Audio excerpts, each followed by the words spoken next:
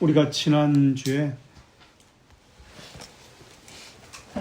감각적 상징들이 있고 행위적 상징들이 있고 내면적 상징들이 있다라는 것을 나누었습니다. 그리고 사제들이 입는 목사들이 입는 가운 이런 것도 참고로 4가지 것을 나누었습니다.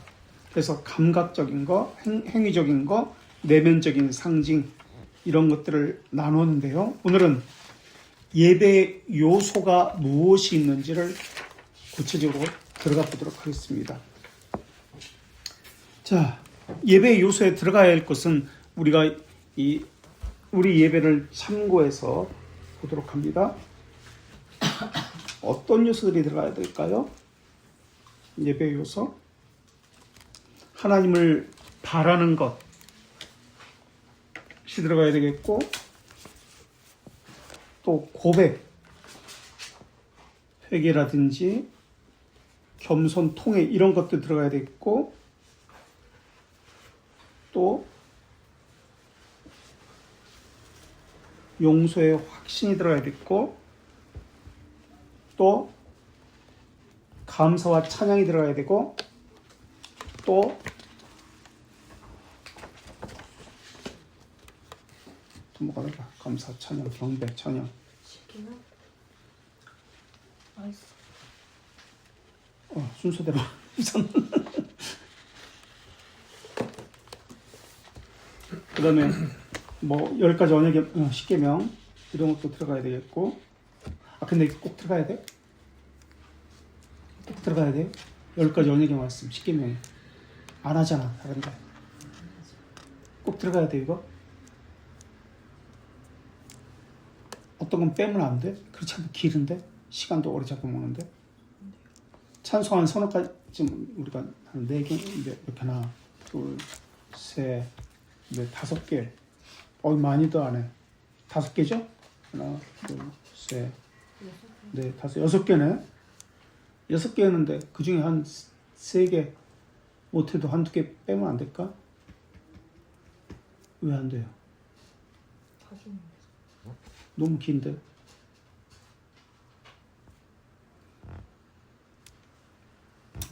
또 친교도 있고, 그죠? 또 뭐가 있을까요? 헌상도 있고, 헌신. 여러 가지 것들이 있는데 여기엔 각기 다른 의미들이 있습니다. 한 가지 의미가 있을 수 있고 한 가지 순서에 여러 가지 의미가 담겨질 수 있습니다. 예를 들어서 찬양이라면은 어떤 의미들이 담겨 있나요? 찬양이라면 어떤 의미들이 담겨 있을까요? 어떤 것들이 요소들이 담겨 있을까요? 찬양이다 그러면, 기도다 그러면 통회, 회개, 간구, 뭐 죄들의 용서 이런 것들이 담겨 있다면, 찬양은 기도에는 또 감사도 담겨 있겠네요. 찬송에는 어떤 것들이 담겨 있어요? 하나님을 찬양하는 것 자체가 영광이죠. 영광, 그래, 영광. 또 경외, 존귀, 감사, 또 회개, 이런 여러 가지 요소가 담겨 있잖아요. 죄들의 용서에 대한 것도 담겨 있고, 감사에 대한 것도 담겨 있고, 은혜를 간구하는 것도 담겨 있고, 여러 가지 요소가 함께 담겨 있습니다. 그래서 찬송이다, 어떤 예배 순서다라고 할 때, 그렇다면 여러 가지 요소가 담겨 있습니다. 한 가지 순서에도 이런 것을 어떻게 배열할 것인가, 여러 가지 요소들을 지금 나열했잖아요. 그죠? 헌상도 있고, 십계명도 있고, 뭐도 있고 있는데, 기도도 있고, 찬송도 뭐 6가지, 7가지 있는데, 이 순서를 어떻게 배열할 것인가? 어떤 원칙에 의해서 이 순서를 배열할 것인가? 어떤 것은 뺄 수 있는 것이 있고, 어떤 것은 이게 좀 넣었으면 좋겠다 하는 것이 있을 수도 있습니다. 어떤 순서를 가지고 배열할까요? 우선 하나님께서 우리에게 먼저 우리를 부르셔야 되는 것이 첫 번째잖아요. 그것은 먼저잖아요. 그죠? 하나님께서 우리를 부르시는 것. 예, 하나님 우리 부르셔. 그 다음에 우리는 그것에 대해서 응답하는 것. 그리고 하나님께서 응답하는 것에 대해서 다시 하나님께서 말씀하시고 이거에 대해서 우리는 또 감사하고 또 응답하고 주고받고 이런 개념으로서 되어지겠죠. 그래서 여기서 보면 위아래 이런 요소가 지금 되었다라고 다른 교회 거 참고하라고 제가 그렇게 넣었어요. 예배 순서의 의미도 지금 제가 그렇게 했고요. 그래서 하나님 먼저 오시고 그 다음 우리 응답하고 하나님이 말씀하시고 우리 응답하고 이런 관계 속에서 이것이 이루어져야 되겠죠. 가장 이상적인 거죠.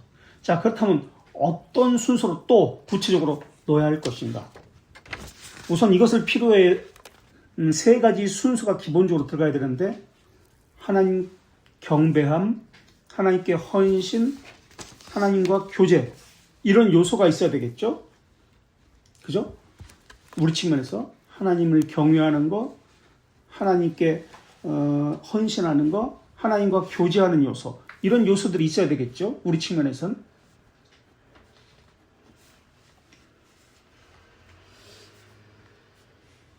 또 하나님께 접근하기 전에 하나님께서 말씀하시고 우리가 이제 하나님께 나아가기 전에 우리가 하나님께 나아가기 위한 준비가 먼저 있어야 되겠죠. 이런 흐름을 가지고 예배 순서를 짜야 되는데 그런데 예배 순서는 우리가 지금까지 예배 순서 에덴 동산의 예배, 구약에서 시내산에서의 예배, 그리고 성전, 봉헌 예배 이 순서를 우리가 보았습니다.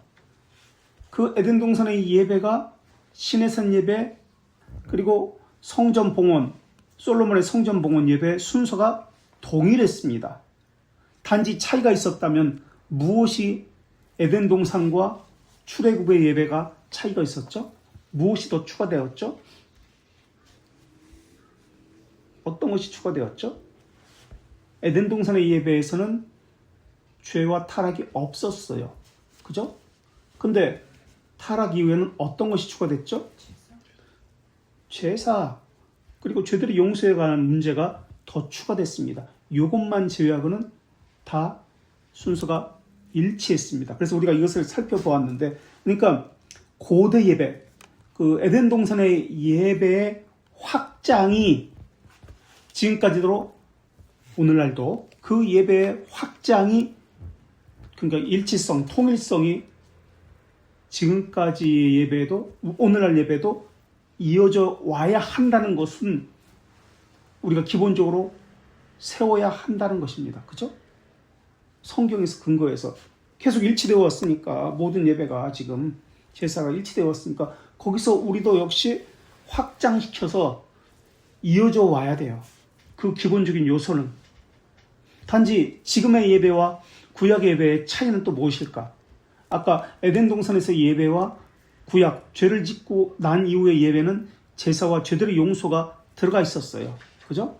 근데 지금의 신약시대의 예배는 예수님의 십자가를 지신 이후의 예배는 제사, 희생점을 들어가나요? 그럼 뭐가 대신 거기에 들어가야 될까요? 바로 그런 거예요. 6월절에 사실 6월절에 식사가 있긴 있었죠. 구약시대에도. 그것이 그러나 제사 가운데 들어있는 것은 아니었어요. 절기 가운데 하나에 불과했을 뿐이지 예배 가운데 제사 가운데 그 순서가 들어있는 것은 아니에요. 근데 우리는 예배 순서 가운데 하나가 들어가 있어요. 그렇죠? 또 추가되는 거. 추가된 게 또 뭐가 있어요? 또 추가된 게 뭐가 있어요? 응? 광복? 강복은 그때도 있었어요. 강복서는 민수기.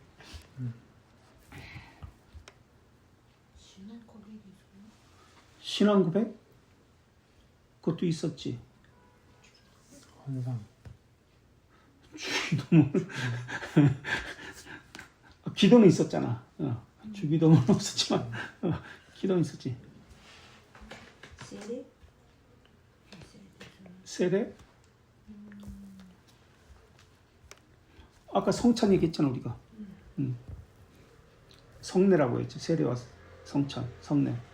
그건 이야기했으니까 우리가. 그 전에 뭐가 있었어요? 십계명? 그것도 있었고 율법 낭도 있었잖아. 신약 요 부계예요. 성경 이후에 뭐가 생겼나고요? 예. 오늘날 오늘날? 성찬도 있고 성례도 있고 서약도 있고 헌상도 있고 기도도 있고 찬송도 있고 말씀도 있고 하나님의 부르심도 있고. 그런데 뭐가 없을까? 반주? 어? 반주.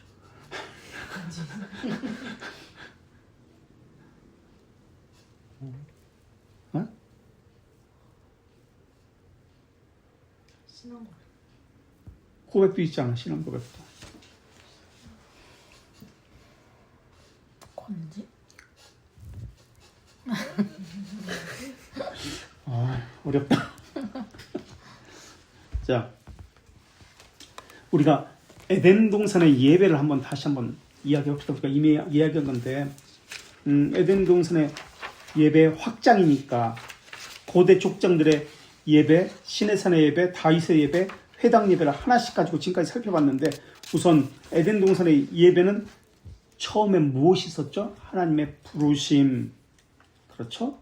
하나님의 부르심이 있고 얘를 불러가지고 에덴 동산에 갖다 놓잖아. 그리고 이것에 대한 응답, 하나님 부르시고 이것에 대한 응답이 있었고, 그리고 무엇이 있었죠? 말씀. 선악과를 따먹지 말라. 다른 거 다 해도 되는데 이거 하면 안 돼. 동산 중앙에 생명나무 선악과가 있다. 말씀이 있었어요. 세 번째 말씀. 선악과를 따먹지 말라는 계명의 말씀. 그 다음 말씀 있고, 교제 식사. 그 말씀이 지켜질 때 그 에덴 동산에 있는 모든 것을 먹을 수 있었어요. 하나님 앞에서 먹었어. 식탁 교제가 있었죠. 교제에 식탁 교제, 하나님과 하나님 안에서 먹는 거예요. 즐기는 거예요. 그 식탁 교제가 있었고, 네 번째. 그 다음 그리고 또 무엇이 있었죠? 또 그들에게 뭘 줬죠, 하나님이? 다섯 번째, 창세기 2장 15절에서 그들에게 무엇을 하라고 줬죠? 경작. 경작하고 다스리라고 줬죠. 경작, 사명을 줬죠. 그러니까 해야 할 일 무엇인지 의무, 경작하고 다스려라, 지켜라. 이런 순서를 가지고 있었습니다. 그렇죠? 첫째, 하나님의 부르심. 두 번째, 응답. 세 번째, 계명. 네 번째, 식탁교제. 다섯 번째, 사명. 이런 순서였습니다. 근데 타락 이후에는 죄를 지었기 때문에 성결해야 했습니다. 그래서 여기에 제사가 더 추가됐습니다. 그리고 제사만 추가된 것이 아니라 제사를 할 때는 반드시 제물을, 그것도 피 있는 제물을 드려야 했습니다. 소제만 드릴 수 있었나요? 피가 없는 곡식으로만 드릴 수 있었나요? 안 돼요. 반드시 소제도 피가 있는 제물과 함께 드려야 했습니다. 그래서 제물이 있어야 되고, 제물만 있으면 되나요? 제사에? 누가 그것을 주관하죠? 제사장이 있어야 됩니다. 다시 말하면 제사장이 말하고자 하는 것은 중보자라는 말이에요. 중보자와 제사가 필요했습니다. 쉽게 말하면 이런 예배에 이런 추가되는 거 한두 가지, 죄 때문에 추가된 한두 가지 외에는 통일성을 가지고 있었습니다. 단순성과 통일성이 있었습니다. 그리고 지향점이 있었습니다.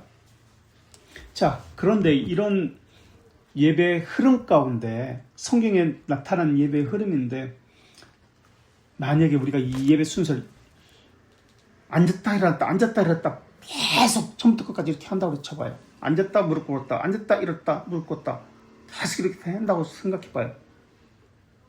얼마나 힘들겠어. 통일성이나 단순성이 사라지겠죠. 그죠? 또 찬송만 1시간 중에서 예배 1시간이라 치면 찬송은 한 50분에 기도 한 1분 하고 설교 한 7, 8분 하고 그럼 한쪽으로 쏠렸겠죠. 이 분배를 어떻게 해야 될 것인가? 이 분배를 찬송이다 또는 무엇에 한쪽으로 치우치지 않도록 이것을 균형 있게 이렇게 배열하는 것도 누군가 해야 됩니다. 근데 우리는 성경의 근거에서 이것을 해야 됩니다. 중세시대나 로마 카톨릭은 무엇에 예배에 정점을 두었죠? 무엇이 예배의 중심이었죠? 중세시대나 로마 카톨릭은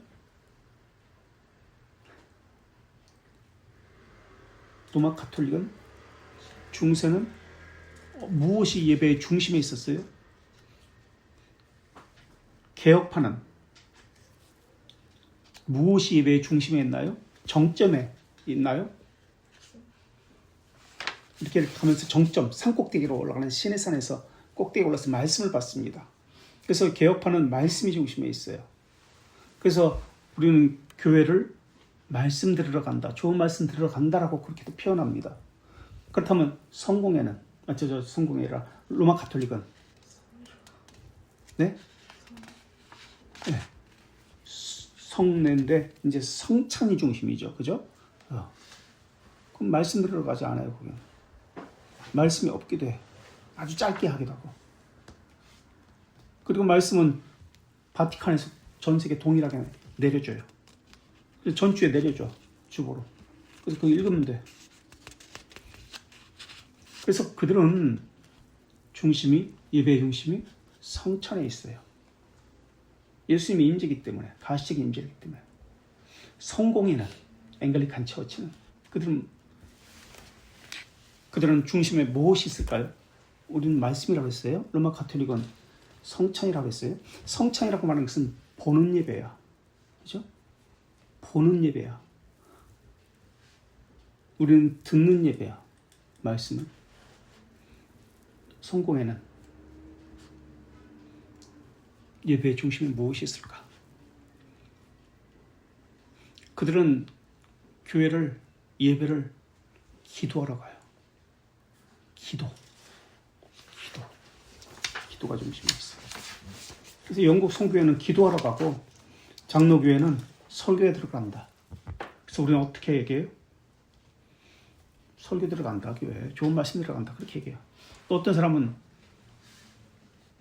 예배 본다라고 이야기합니다. 보는 것이라고 얘기해요. 보는 것은 어디다? 눈으로 보는 시각적인 것은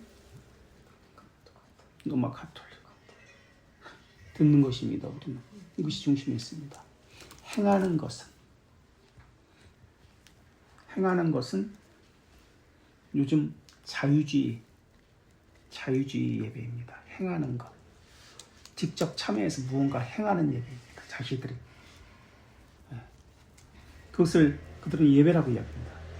그래서 정점, 이렇게 예배가 이렇게 가서 신의 산의 정점에 다다르게 하는 이 정점이 각기 종교라고 해야 되나, 이것은 교파라고 해야 되나, 교파마다 다릅니다.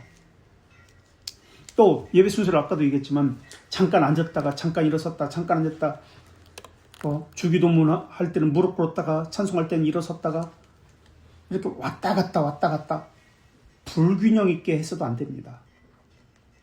자세를 계속 바꾸는 것은 오히려 산만하게 합니다, 예배를. 그래서 이러한 것들도 우리가 체계화시켜서 예배 순서를 짜야 됩니다. 또 우리가 역대 하 5장에 나타났던 성전봉헌, 솔로몬의 성전봉헌 예배와 신의 산의 예배가 동일하다는 것을 순서를 보았습니다. 그것을 다시 살펴보면 예배 순서는 하나님이 모이라고 이야기합니다. 첫째, 하나님의 부르심, 모이라. 그리고 이것에 대해서 하나님이 부르신 보툼이라고 얘기했죠. 보툼. 두 번째 보툼. 세 번째 성결.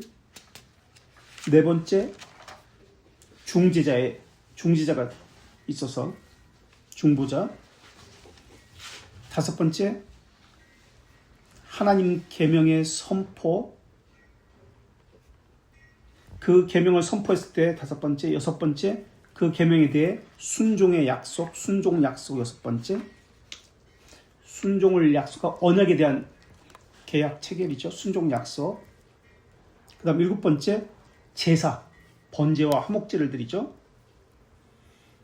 그 다음 여덟 번째, 다시 언약을 합니다. 그리고 일곱 번째, 다시 피를 뿌리는 성결 예식을 하죠. 그래서 열 번째, 중재를 통한 하나님께 접근. 중재를 통한 하나님께 접근. 열 번째, 11번째, 교제의 식사. 그리고 12번째, 은혜를 간직하고 집으로 돌아가는 것. 첫째, 모여라. 둘째, 보툼. 셋째, 성결. 넷째, 중지자의 접근. 다섯째, 하나님 계명. 여섯째, 순종의 약속, 그 계명에 대해서. 일곱 번째, 제사. 여덟 번째, 언약시. 아홉 번째, 피 뿌리는 성결 예식. 열 번째, 중재를 통한 접근. 11번째, 교제 식사. 12번째, 집으로 돌아가는 것. 이런 순서를 가지고 상호작용에 있어 하나님께서 말씀하시고 사람은 응답하고, 이런 것에서 상호작용이 있었습니다. 그래서 하나님께서 임재하시고 부르시고 사람 편에서는 응답하고 찬양하고 감사하는 이런 행위들 있었습니다. 그래서 인간적 반응과 하나님의 부르심의 그 요소들로 이렇게 위에서 아래로, 아래에서 위로, 이러한 요소들로 예배 순서가 배치가 되어야 합니다. 하나님과 사람의 상호 교제 가운데 선후가 정해져야 합니다. 그래서 예배 순서 끝까지 의식적으로 하나님과 인간의 응답, 이런 요소로 계속해서 이루어져야 합니다. 그래서 우리 장로교 헌법에는 예배 요소를 기도, 찬송, 성경 봉독과 설교 세 번째, 첫째 기도, 두 번째 찬송, 세 번째 성경 봉독과 설교, 네 번째 헌금, 다섯 번째 축복, 이렇게 큰 틀에서 하도록 되어 있고요. 그 외에 성례, 감사, 성경문답, 권징이 있다고 얘기합니다. 성례, 감사, 성경문답, 권징. 그리고 예배 순서에 이 첫 번째 뭐하고 두 번째 뭐하고 순서는 지교회, 각 개교회에 맡기는 것이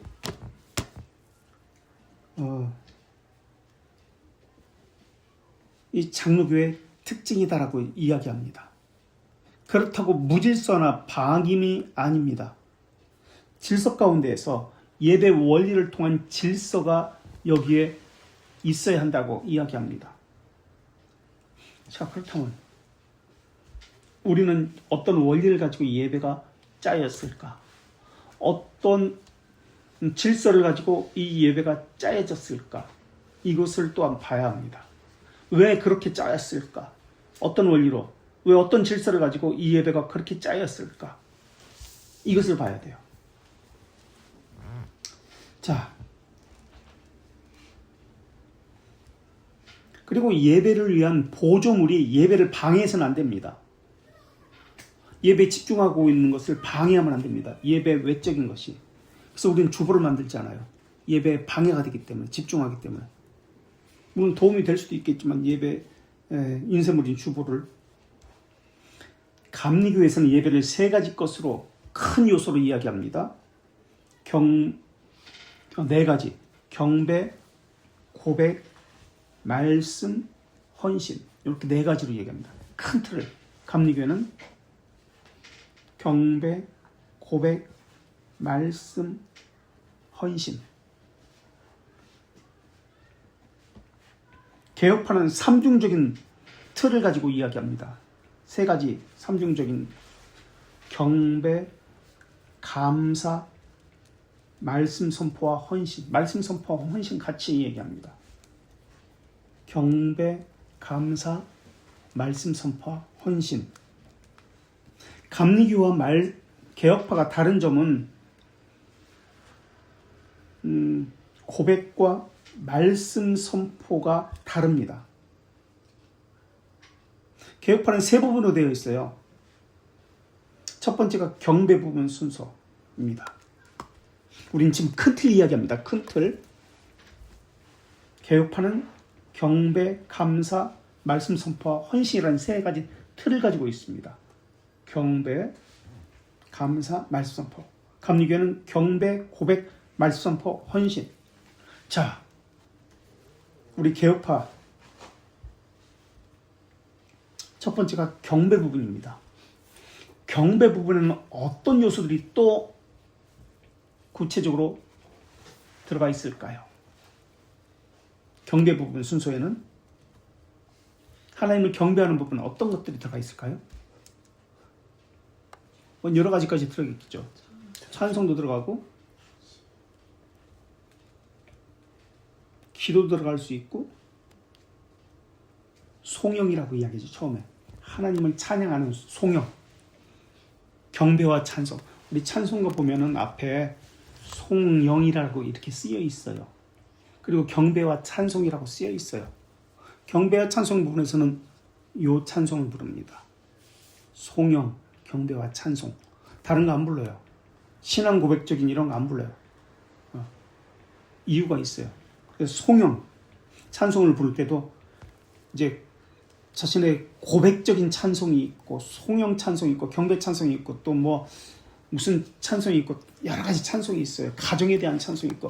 근데 우리 앞부분에서는 송영 경배의 찬송을 부릅니다.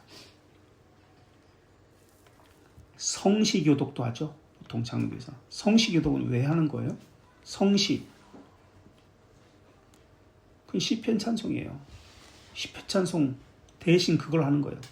그래서 교독문 보면 뒤에 보면 시편 교독문이에요. 그게. 그 시편 찬송이에요. 근데 장로교 헌법 보면은 교독문이라고 쓰지 않고 시편 찬송을 하라고 그렇게 되어 있습니다. 그래서 시편 찬송은 하나님의 말씀이잖아요. 그러니까 하나님의 측면이야 지금 이것은. 물론 사람의 측면도 있지만 하나님의 말씀이기 때문에 하나님의 말씀을 가지고 지금 하나님께 다시 돌려드리는 거예요. 그래서 성시교독, 경배 찬송입니다. 이 송영 부분에서는 경배 찬송 부분에서는 그렇다면 앉아서 할까요? 무릎 꿇고 할까요? 일어나서 할까요? 어떻게 해야지 가장 경외심을 무릎 꿇고 하면 가장 좋겠지만 그래서 어떻게 해요? 우리는 모든 교회에서는 이 부분에서는 서서 합니다. 앉아서 하지 않아요. 이 부분에서는 경배와 찬송 부분, 송영 부분에서는 일어서서 합니다. 그 다음 감사 부분인데요. 감사 부분. 개혁파만 얘기를 합니다. 감사 부분. 첫 번째 송영 부분이 있었고요. 경배 부분이 있었죠. 경배 부분. 다른 말로 송영. 하나님을 찬양한다, 높인다 그런 개념이에요. 경배한다, 송영. 찬송 한번 볼까요? 알죠? 그거 다 써있는 거. 주제. 네, 거기 앞에 위에 다 써있는 거 알죠? 안 찾아봐도 되겠죠? 다 알죠? 이 앞에 써있어. 송영 경배의 찬송이 여기 보면은 앞에 다 써있어요. 어떤 찬송을 기도하고 찬송가 보면은 앞에 보면은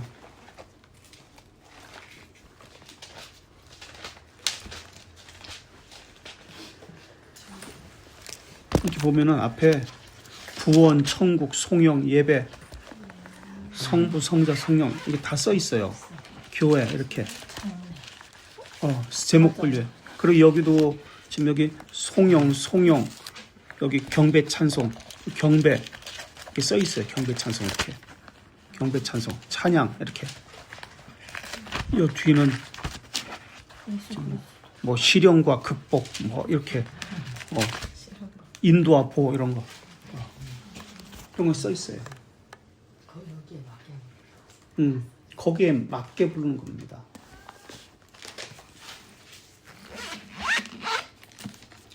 그래서 그 부분에서는 일어나서 부르고요. 그 다음 감사 부분입니다. 감사로 우리가 반응하는 거죠. 감사 부분. 이 순서에는 어떤 것들이 있을까요? 감사 부분. 물론 감사 찬송이 있어요. 찬송도 이제 다른 거죠. 이 부분은 감사에 대한 찬송이어야 합니다. 아까는 송영, 경배 찬송이었다면 이번은 감사 찬송입니다. 또 감사로 드리는 예물과 관련해서 헌신의 찬송이 있겠죠. 헌신. 또 기도도 있겠죠. 기도. 감사합니다. 또는 뭐 간구하는 그런 기도. 이것이 지금 두 번째 부분입니다. 감사 부분. 그 다음에 세 번째 부분인 말씀 선포와 헌신 부분입니다. 감사와 헌신은 조금 달라요. 지금 말씀 부분과 헌신 부분, 요 세 번째인데 개혁파만 이야기합니다. 말씀 선포 부분. 어떤 것이 있어요? 말씀 선포 부분. 성경도 있고요. 또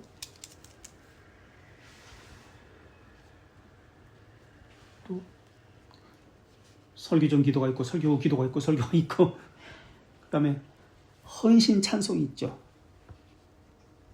그 다음에 복의 선포가 있습니다. 이 헌신 찬송은 말씀대로 살겠습니다. 그런 것과 관련되는 거예요. 앞으로 삶과 관련해서 말씀대로 살겠습니다.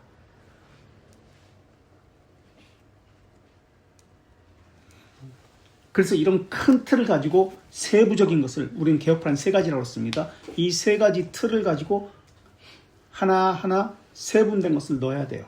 감리교회는 네 가지 큰 틀에서 넣겠죠. 우리는 개혁파를 이야기하니까 우린 장로교회에서 이 세 가지 큰 틀을 가지고 하나씩 세분해서 넣어야 됩니다. 찬송도 6가지지만은 각기 다 달라요. 그 찬송들이 내용이 다 달라. 그래서 하나님 편에서의 계시, 그러니까 임재적 요소와 사람 편에서의 반응적 요소, 응답과 반응적인 요소, 하나님의 계시, 하나님께서 계시하시잖아요.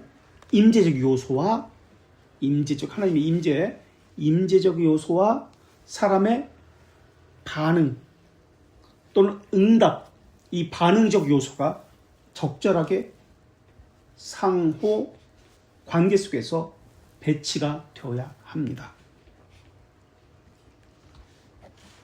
그래서 하나님의 자기 주심으로부터 예배가 시작됩니다. 하나님의 자기 주심으로부터 이것을 계시적 요소 또는 임재적 요소 또는 신적 요소라고 이야기합니다. 그렇다면 하나님의 임재적 요소, 하나님의 자기 계시적 요소, 신적 요소라고 할 때 이 부분은 사람의 말이 들어가야 될까요? 들어가도 될까요? 들어가서는 안 될까요? 하나님의 임재적 요소, 자기 계시적 요소, 신적 요소에는 사람의 말이 들어가서는 안 됩니다. 인간적 요소가 들어가서는 안 됩니다. 사람의 반응적 요소에는 들어갈 수 있겠죠. 그렇다면 신적 요소 또는 계시적 요소, 임재적 요소, 대표적인 것이 무엇일까요? 많은 것이 있어요. 신적 요소, 대표적인 많은 것도 있어요. 신적 요소, 임재적 요소, 자기 계시적 요소, 말씀과 관련해서 어떤 것이 있어요? 네? 처음 시작할 때 참고하면서 하나님의 부르심이 있죠. 하나님의 부르심을 사람의 말이, 사람의 개인적인 의견이나 주장이나 묵도하심으로 예배드리겠습니다. 이런 말이 들어갈 수 있을까요? 하나님의 말씀만 가지고 이야기해야 합니다. 계시적 요소이기 때문에. 하나님의 부르심은 하나님의 말씀으로 우리를 부릅니다. 우리가 쉽게 근데 그렇게 하지 않아요. 축도 같은 경우. 우린 강복선언이라고 하죠. 이때 어떻게 해요? 이 교회가 어쩌고 이제는 우리 주 예수 그리스도의 은혜와 하나님의 크신 사랑과 성령의 교통하심이 이 교회에 우리 두 부부가 잘 먹고 잘 살고 그렇지 않아도 잘 먹고 잘 사는데 행복하게 더 잘 살게 해주시고 이 교회가 날로 날로 번창해서 아이가 뭐 11조가 100만 배 1000만 배 되어서 1000만 원 100만 원 1억 11조가 되게 해주시고 동네 사방 다 돌면서 그렇게 축도하잖아요. 될까요? 안 될까요? 사람의 말이 들어가서는 될까요? 안 될까요? 계시적 요소이기 때문에 성경 그대로 그 무엇도 넣어서는 안 돼요. 이거 계시적 요소예요. 신적 요소예요. 이거 말씀 부분이기 때문에. 이해되시겠죠? 근데 어떻게 하고 있어요? 지금? 그렇게 안 하고 있잖아요. 사람의 요소가 거기 들어가 버렸어요. 이게 그래서 이게 막 헷갈리는 거야. 이게 신적 계시, 임재적 요소인지 계시적 요소인지 아니면 반응적 요소인지 이게 좀 헷갈리는 거예요. 이 부분은 신적 요소는 임재적 요소, 계시적 요소는 객관적이어야 합니다. 객관적 요소를 가지고 있어요. 하나님 말씀만으로 주관적 요소, 인간적 요소가 개입되어서는 안 됩니다. 인간의 말이 덧붙여져서는 안 됩니다. 첨가해도 안 되고 빼도 안 됩니다.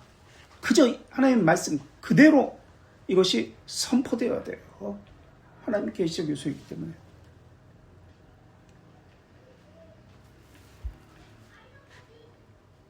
성경 기식 그대로 하는 게 가장 좋은 겁니다. 그래서 축도도 그렇고 하나님의 부르심도 그렇고 우리는 성경 그대로 시편 128편 아니 124편 8절 95편 6절에서 8절 이거 그대로 읽는 거예요. 이게 하나님 부르심에. 축도도 마찬가지예요. 민수기 6장 24절 26절 그래서 구약 한 번 했다가 신약 한 번 했다가 그냥 구약 한 서너 번 했다가 신약 한 번 했다가 제 마음이지만 어쨌든 이렇게 번갈아가면서 하고 있잖아요. 고린도후서 13장 13절 이때 절대 개인의 말, 인간의 말이 거기에 첨가되지 않습니다. 그냥 있는 그대로 그렇게 이야기해요. 객관적 요소이기 때문에. 그렇다면 또 이거 뭐 우리 예배 시작은 이렇게 예배 시작이라고 해놓고 뭐부터 시작해요?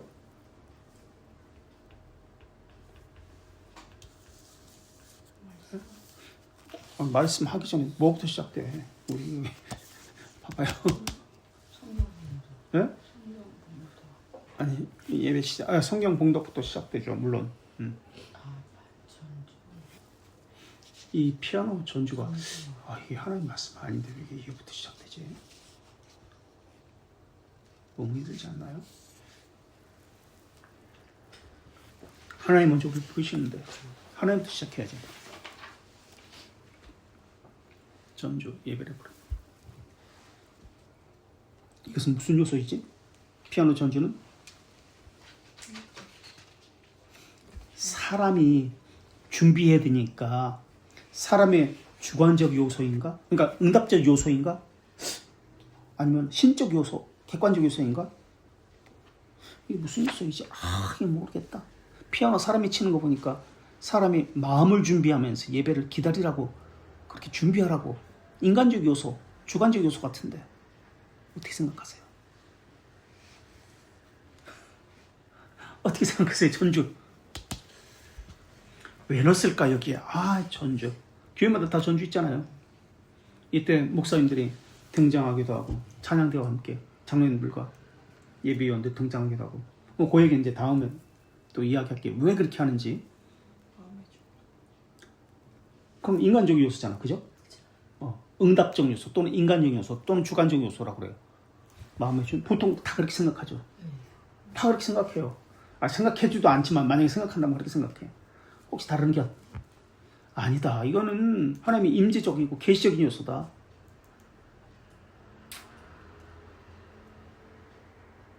우리가 이제 이 책에 들어가서 구체적으로 전주에 대해서 지금 우리는 큰 틀만 지금 여기서 이야기합니다. 이 책에 들어가기 전에 전주가 나와요. 예배 전에. 전주가 우리 교회 특징이 어떤 전주를 하는지 그것이 그때 이야기가 될 겁니다. 언급하자면 이 전주 역시 주관적이고 반응적, 응답적 요소가 아닙니다. 임재적 요소고 객관적 요소입니다. 왜 그렇죠? 왜 그런가? 왜 임재적 요소이지? 객관적 요소이지? 그 피아노 반주하는 게 뭔데? 사람 마음 준비하는 거 아닌가? 라고 생각할 수 있습니다. 피아노 그 반주도 그때 가서 구체적으로 이야기할게요. 검은 게 있고 흰 게 있습니다. 피아노 아시죠? 검은 거 위에 이렇게 위에 있고 밑에 허연 거 이렇게 있습니다. 이것을 어떻게 할까? 검은 거는 하나님의 하늘의 요소, 하얀 거는 땅의 요소, 하나님의 계시와 사람의 응답으로 이 피아노 반주가 그렇게 작곡되어져 있습니다. 일반 찬송 말고 우리가 하는 이 찬송, 저 피아노 반주 저거는 그래서 오른손으로는 검은손으로 그렇죠. 그렇지. 하나님의 응답적 요소와 반응적 요소. 그래서 창세기부터 이것이 복음서의 요소까지 다 이게 작곡되어진 거예요. 저게 그냥 저렇게 작곡되어서 치는 거 아니에요. 아무거나 좋은 거 갖다 치는 거 아니에요. 영적, 임재적 요소입니다. 그럼 후주도 어떨까? 그럼 맨 마지막에 또 후주도 있어. 야, 앞에 거는 그때 치고 이건 구체적으로 그때 가서 다시 합니다. 제가 전주에 대해서 이거 악보를 가지고 이야기하면 더 구체적이겠죠. 그때 가서 큰 틀에서 이야기할게요. 이 맨 마지막에 후주는 어떨까요? 후주. 이거는 예배 끝났으니까 이제 집에 잘 가라는 얘기인가? 마음을 준비하고 이런 요소인가요? 후주. 사람이 피아노 치는 건데 뭐 어떤 요소일까? 그냥 눈 감고 기도하는 시간이고 그냥 배경음악 깔아주는 시간인가? 후주. 어떻게 생각해요? 그죠? 주관적 요소일까? 둘 중에 하나야. 그죠? 하나님이 임재적 요소인가? 응답적 요소인가? 생각해 본 적이 없죠. 처음에 전주가 임재적 요소라고 하니까 또 이것도 임재적 요소라는 거예요? 주관적 요소요? 응답적인 응답적 요소요? 왜? 왜? 내 삶에 간직하겠다는 뭘 간직해? 말씀을. 그래서 응답적 요소? 그래요? 다른 의견.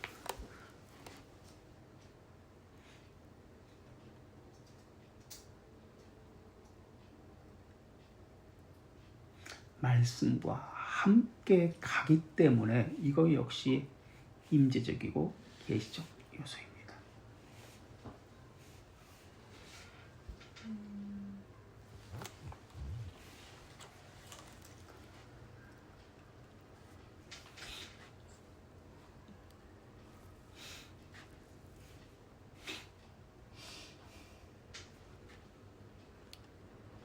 그래서 그 말씀을 가지고 세상에 나가서 사는 것은 우리예요.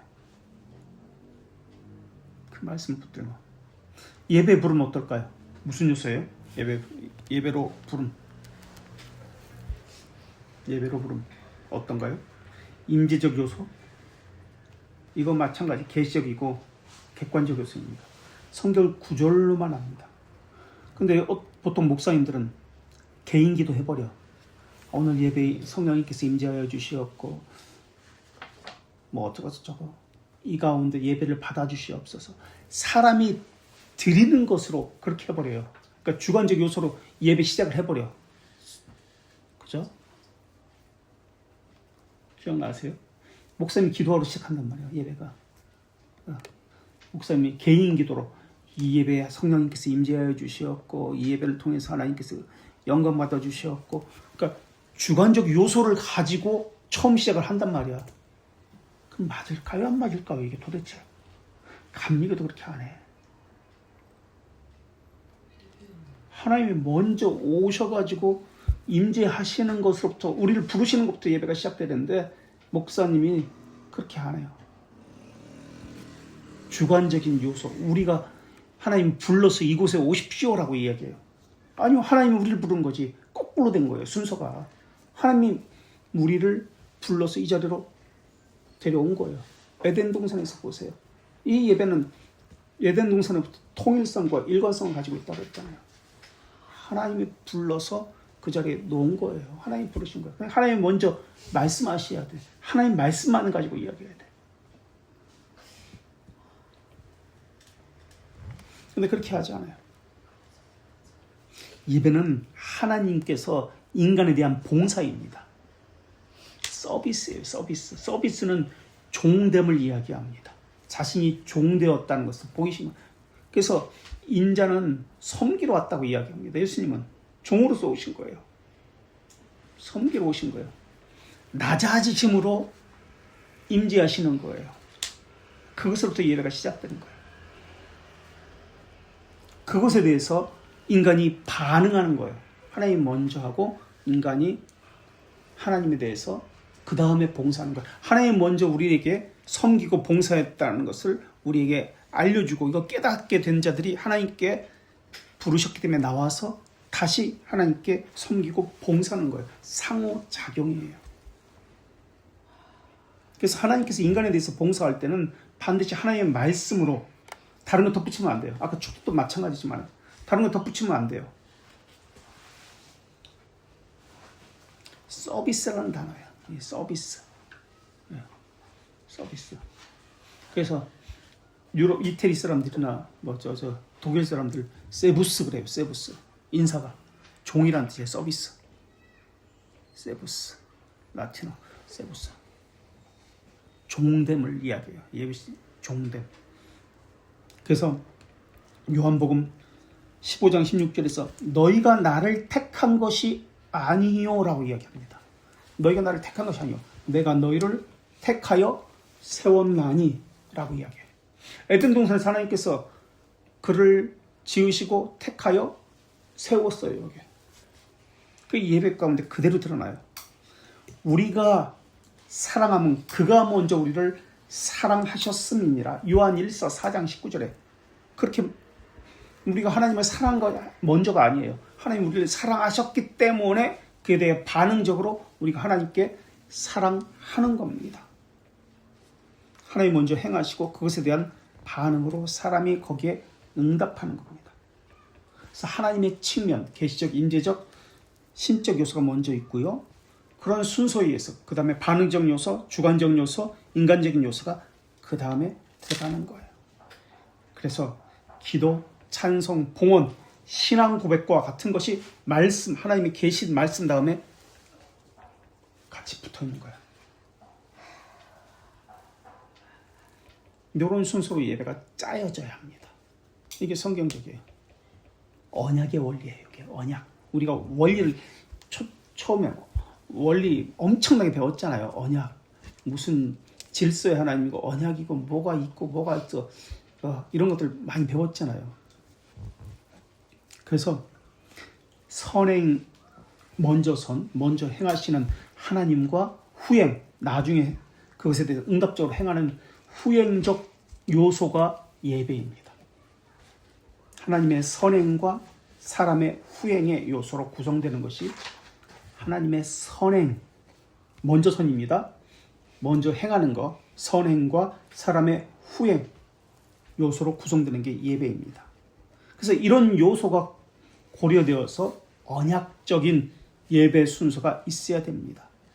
근데 현대 예배는 그런 거 없어요.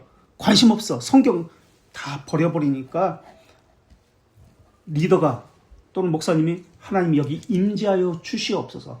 사람이 있고 무당 부르듯이 무당이 그 귀신 부르듯이 으이 막 그러면서 여기 임해달라고 막 작두 타고 막 그러잖아요. 하나님은 어디든 계시는데 교리적으로 맞지 않아요. 여기 임재해 주시옵소서. 하나님은 없네. 여기 어디 저쪽 멀리 있다가 우리가 불러야 그때서 오시는 분이네. 그건 교리적으로 맞지 않아요. 하나님은 어디든 계시는 편지하시는 하나님이에요. 그죠? 맞지가 않죠. 교리적으로도 맞지가 않아요. 그리고 30분 동안 처음에 이제 찬양팀 인도자가 나와가지고 기도하고 임재하여 주시옵소서. 이 찬양을 받아주시고 우리 예배를 받아주십시오. 짧게 기도하고 찬양을 꿍짝꿍짝꿍짝 쾅 하면서 30분 동안 찬양해. 그리고 나서 30분 찬양하고 나서 우리 다 같이 이 시간 오늘 예배를 위해서 오늘 말씀을 전하신 목사를 위해서 통성으로 기도하겠습니다. 그러면서 통성으로 기도해. 통성 기도하면 예수님의 이름으로 기도했습니다. 아멘. 그럼 박수 짜짝 하고 이제 들어가. 그리고 나서 이제 통성으로 기도할 때 들어가고 목사님 나오셔서 오늘 주실 말씀은 무엇입니다. 이렇게 설교해요. 설교 끝나면 또 기도하고 다 같이 나와서 찬송팀 나와가지고 묵짝묵짝묵짝 하면서 또 기도해. 찬송해. 그리고 나서 목사님 축도하고 끝이에요. 그게 오늘 예배예요. 어떤 원리도 없고 성경적인 근거도 전혀 없이 자기들 원하는 대로 해요.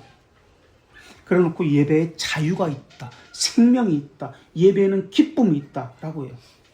그래서 설교 시간은 피곤해서 자. 막 30분 동안 울면서 뛰면서 난리 쳤으니까 땀을 삐질삐질 흘면서 설교 시간은 자는 거예요. 그러면서 기쁨이 있다는 거예요. 그럼 기쁨과 아니고 생명도 아니고 감정적 배설입니다. 예배가 아니에요. 교회마다 그래요. 특히 청년들 예배는 그래요. 다 그렇게 했을 거야. 개혁교회라고 개혁신앙 좋아하네. 청년부 예배는 그렇게 했을 거예요. 찬양팀 나와가지고 30분 이게 꿍짝꿍짝 두들기면서 그렇게 했을 거예요. 불안불안. 예배의 각 순서에 담겨진 언약과 그 상징적 의미들은 전혀 몰라. 다 버려버려. 그리고 그 순서 하나가 유기적으로 전체를 구성한다는 것을 전혀 몰라요. 다시 합시다.